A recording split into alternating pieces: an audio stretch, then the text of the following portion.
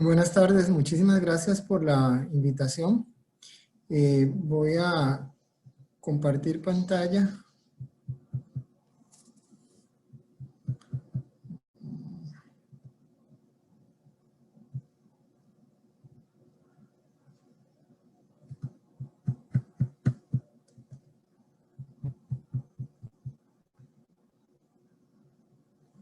¿Se observa la presentación? Sí, señor. Ok.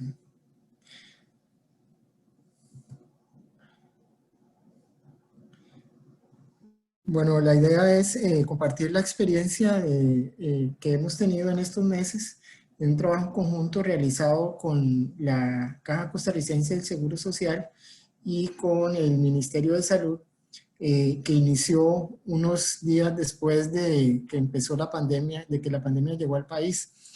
Básicamente, tenemos 10 meses desde que esto arrancó, desde que se reportó el primer caso en China, en Wuhan, y a la actualidad hay más de 34 millones de personas infectadas alrededor del mundo y millones de muertes. Lo que hemos ido aprendiendo sobre el virus, sobre cómo el virus causa enfermedad y cómo podemos buscar estrategias para tratarlo, ha ido cambiando vertiginosamente a lo largo del tiempo. Bueno, sabemos que el virus pertenece a un grupo de virus relacionados con virus de murciélagos y de pangolín que hay en China, aparentemente a raíz de unas mutaciones en algunas proteínas virales, el virus desarrolló la capacidad de unirse a una proteína de superficie que se expresa en células del sistema respiratorio y de infectar humanos y de transmitirse de un ser humano a otro, ¿verdad? La situación con la enfermedad es más o menos la siguiente. Hoy sabemos que la aparición de los síntomas ocurre entre 1 y 14 días, en promedio 5 días después de la infección, ¿verdad? O sea, hay un periodo de incubación en que la persona se mantiene asintomática y, sin embargo, el virus se está replicando y puede ser transmitido desde esa persona que está infectada. La mayoría de las personas que se infectan tienen una enfermedad con un curso leve, ¿verdad? Donde hay fiebre, fatiga, tos seca, problemas pulmonares que se manifiestan en los análisis de imágenes, radiografías y tomografías y desarrollan una neumonía. Pero las personas usualmente entre 10 y 50 años no pasan de ahí, ¿verdad? Tienen un curso leve de la infección, leve a moderado. Las personas entre 50 y 60 años progresa más frecuentemente a una infección severa y requieren internamiento en unidad de cuidados intensivos, sobre todo si tienen comorbilidades como diabetes, hipertensión, antecedentes de fumado. Y la edad definitivamente es el mayor factor de riesgo, ¿verdad? La edad y el sexo. El curso es más dramático en los varones, de manera que un 5% de todos los pacientes llegan a un estado crítico donde tienen fallo multiorgánico y fallecen. Más probablemente aquellos pacientes de mayor edad. Este cuadro muestra realmente la diferencia tan enorme que hay en la tasa de mortalidad por edad. Es una análisis diferencial de los casos en Estados Unidos, la mortalidad por cada 1000 casos, y vean que en las personas jóvenes es de 1, más o menos, entre las personas menores de 30 años, alrededor de 1 de cada 1000 fallecen por el COVID-19, mientras que las personas mayores de 75 años son 200 o 300 los que fallecen de cada 1000 infectados. El virus tiene en su superficie una serie de proteínas, una de las cuales es la que se une al receptor en la célula blanco, y es como la llave que abre la cerradura para ingresar a las células, y una vez que entra, empieza a replicarse dentro de esas células. Las células blancas son células del epitelio respiratorio, eh,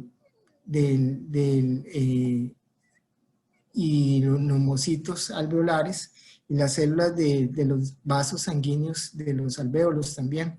Y una vez que el virus entra, desencadena una respuesta inflamatoria, atrayendo diferentes células del sistema inmune y activando la producción de una serie de proteínas proinflamatorias que van a llevar a un cambio en la permeabilidad de los vasos sanguíneos, salida de líquido, ocasionando lo que se conoce como edema pulmonar, y hay muerte de las células del sistema inmune, y activación del sistema de la coagulación, de manera que se produce en muchos casos trombosis pulmonar.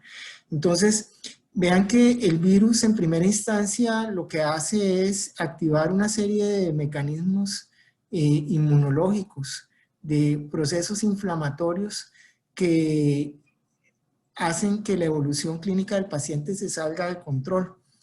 Entonces, ante ese escenario, en el cual no hay ningún tratamiento en la actualidad que permita detener el curso de la enfermedad, al igual que en el caso de otras epidemias que ha habido, una en el 2002 por el SARS-CoV-1 y otra en el 2012 por el virus MERS, que no tuvieron la misma magnitud que esta, pero fueron epidemias que también ocasionaron muchas muertes.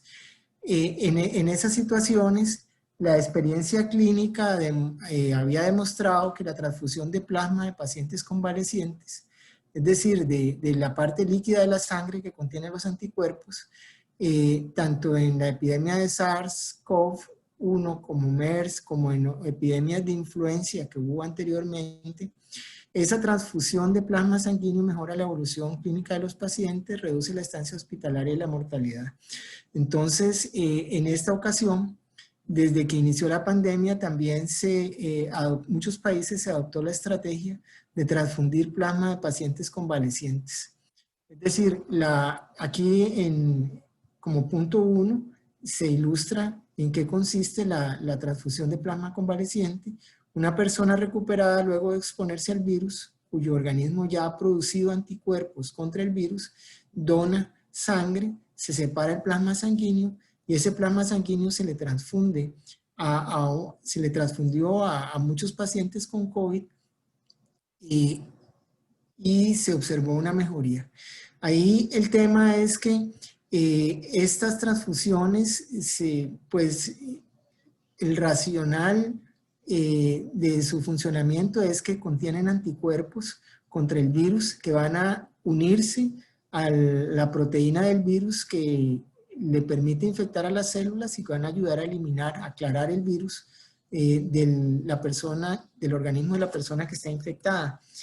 Sin embargo, hay que tomar en cuenta que los diferentes pacientes que se recuperan después de exponerse al virus tienen muy diferentes concentraciones de anticuerpos.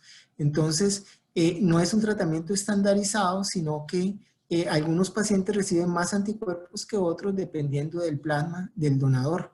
Entonces, lo que en una primera propuesta conjunta entre la Caja y el Instituto Clodomiro Picado se pensó fue en la posibilidad de hacer una mezcla de plasmas de muchos pacientes recuperados y producir un medicamento estandarizado que contenga una cantidad definida de anticuerpos purificados a partir del plasma de las personas recuperadas. Esto implicó un trabajo logístico y de planeamiento y en la elaboración de un protocolo clínico para probar este medicamento, pero no se pudo concretar porque el aumento en el número de casos no ha permitido que haya la disponibilidad suficiente de plasma para llevarlo a la planta farmacéutica para purificar los anticuerpos. O sea, el procedimiento 1, desde que se empezó a hacer en la caja, no ha parado y no se ha dado abasto con la cantidad de demanda que hay de plasma para transfundir, no ha quedado un excedente para realizar este procedimiento, a pesar de que optimizamos el protocolo, tenemos todo listo para hacerlo en el momento en que haya ese plasma. Sin embargo, bueno, este procedimiento se ha hecho en todo el mundo. Aquí se está haciendo, al igual que en muchos países, como una terapia compasiva. Es decir, es una terapia que no está realmente, cuya eficacia no está realmente probada, porque para probar la eficacia de un medicamento a nivel clínico se requiere hacer estudios, ensayos clínicos controlados en los cuales se tenga un grupo control de pacientes con características comparables al grupo que se está interviniendo y que se pueda seguir la evolución tanto en el paciente que recibe el tratamiento como en el paciente que no lo recibe. Entonces, a lo largo de estos meses se han elaborado muchos protocolos de ensayos clínicos que se están llevando a cabo en diferentes países.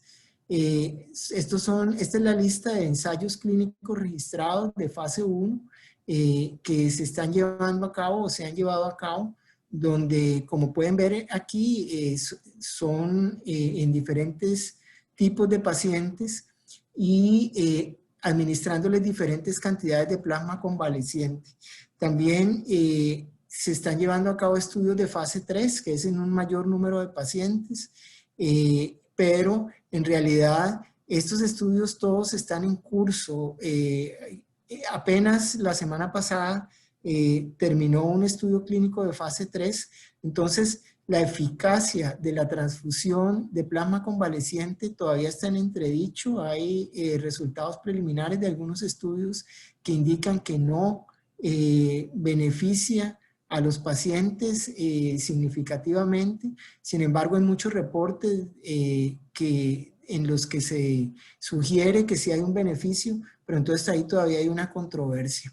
Aquí, como les digo, el Comité de Farmacoterapia de la Caja está llevando un registro de los pacientes que están recibiendo esta terapia y pues va a estar publicando los resultados en poco tiempo.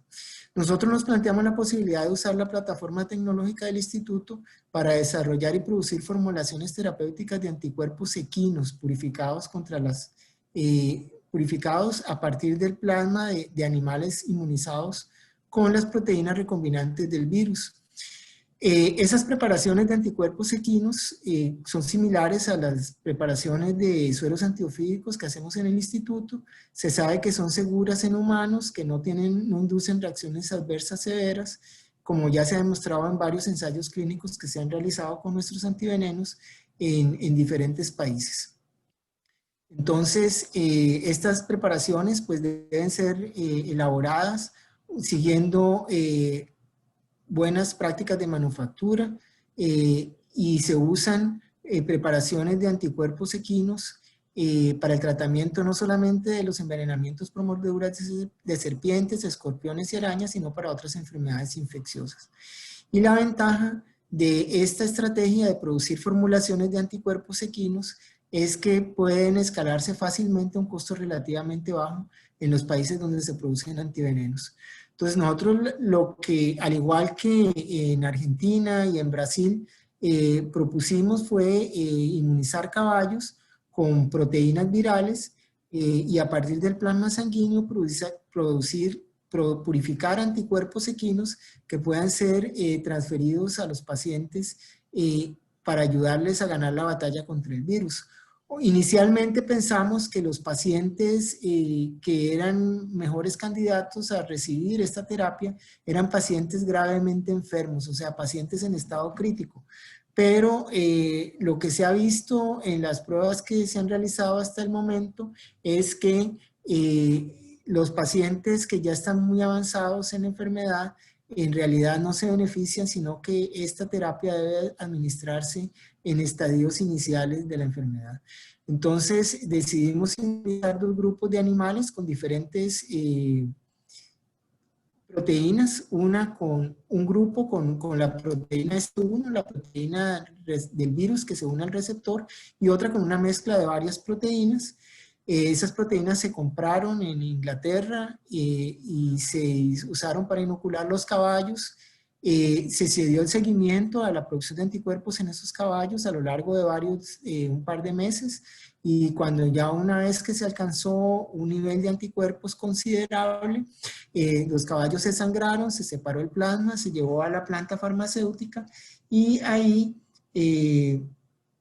se purificaron los anticuerpos, se formularon y se elaboraron estos medicamentos, 2 formulaciones diferentes, cuya capacidad de neutralizar el virus se probó en un laboratorio especializado en Estados Unidos, donde se pudo observar que la capacidad neutralizante, la capacidad para inhibir la infectividad del virus, es aproximadamente unos 80 veces mayor que la del plasma convaleciente. O sea, en el plasma de los caballos hay una mayor concentración de anticuerpos capaces de neutralizar el virus. Y entonces, actualmente la seguridad y la eficacia terapéutica de estas preparaciones de anticuerpos está siendo evaluada y comparada en un estudio clínico de fase 2A, aleatorizado, controlado, doble ciego, multicéntrico, que se está llevando a cabo con 26 pacientes con COVID-19 moderado en 4 hospitales de la Caja Costarricense del Seguro Social. Los resultados que tenemos hasta el momento son esperanzadores, pero hay que afinar,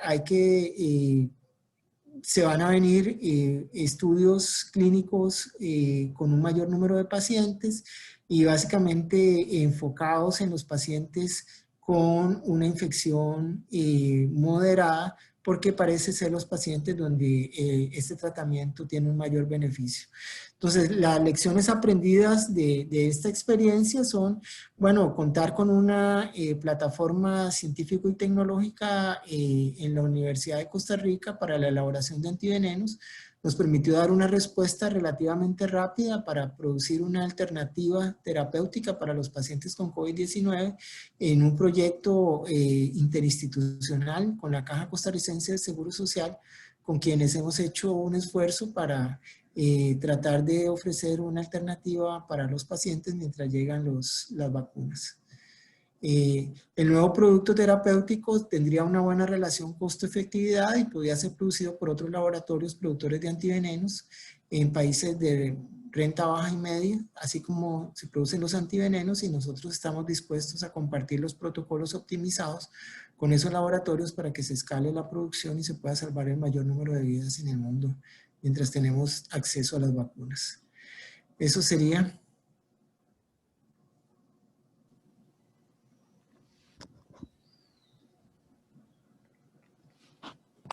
Muchas gracias, don Alberto. Creo que hay unas consultas en el chat. Le cedo la palabra a Marco. Muchas gracias, Elena, y muchas gracias, doctor Alberto Galape, por estar con nosotros en esta tarde. La primera consulta dice, ¿cuántos mililitros de sangre se requieren para producir un frasco de plasma convaleciente y cuánto tiempo requiere el procedimiento en comparación con el plasma de Aquino? Vamos a ver, el rendimiento es más o menos para generar un tratamiento para un paciente a partir de plasma convaleciente, se genera a partir de un paciente recuperado un tratamiento para un paciente, más o menos ese sería como el rendimiento. A partir de un caballo se puede generar, dependiendo estamos optimizando el proceso, pero puede ser el tratamiento para entre 100 y 300 pacientes. Bastante. Hay otra pregunta por acá. Dicen, ¿cuántos pacientes se ha probado el plasma equino? 27 pacientes se ha probado los anticuerpos equinos. Algunos pacientes moderados y algunos pacientes severos.